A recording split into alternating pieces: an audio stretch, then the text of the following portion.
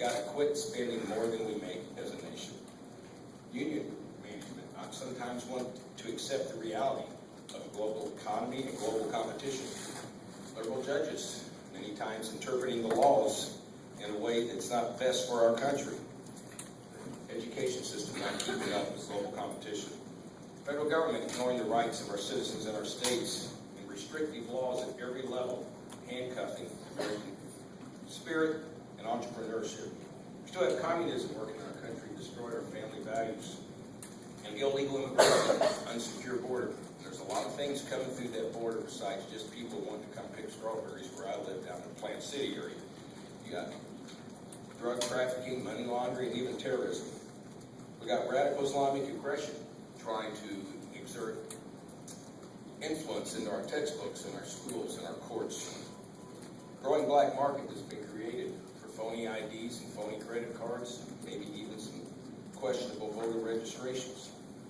Externally, the other 95% of the world that we have to get up and compete with every single day. Unfair trade practices by highly competitive nations such as China. Here's the largest country on the planet, 1.2 billion people. By some measurements now, they're the largest manufacturer of goods and the largest exporter of goods. And yet they still have availability to unskilled labor of $5,000 a year. And then what makes them even more of a threat to industrialized nations like us is they have very minimal patent laws. Now you go out into industry in our country, or any industrialized country, they'll tell you that two of the biggest costs that they have to recover in that end product is the resources that it takes for their labor and for the research and development of the product. Here's the 800-pound gorilla with cheap labor that steals their technology, their research and development, reverse engineers it, makes it with their manufacturing capacity, takes it out and sells it to their customers at a reduced cost.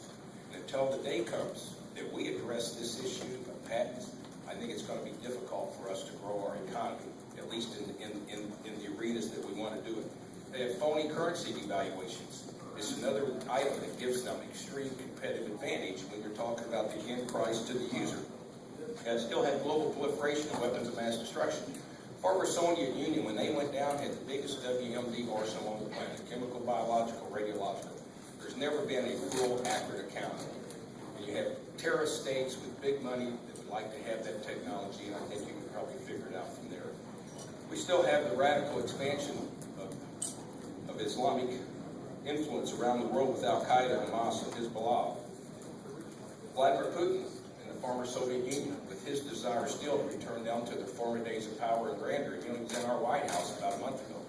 He kind of sent us a clear message there. Global black market on drugs, money laundering, and even black market oil. Cyber espionage. This is going to be something that's going to continue to grow and be a bigger threat, trying to break into your bank account, your email, our government, our military, and rob us of our secrets. Pirates operating openly on the seas, and it just shows you the unrest. And of course, UN initiatives with Agenda 21 and the One World Government concept that's still invading our country at every level. So we've got to address all these things.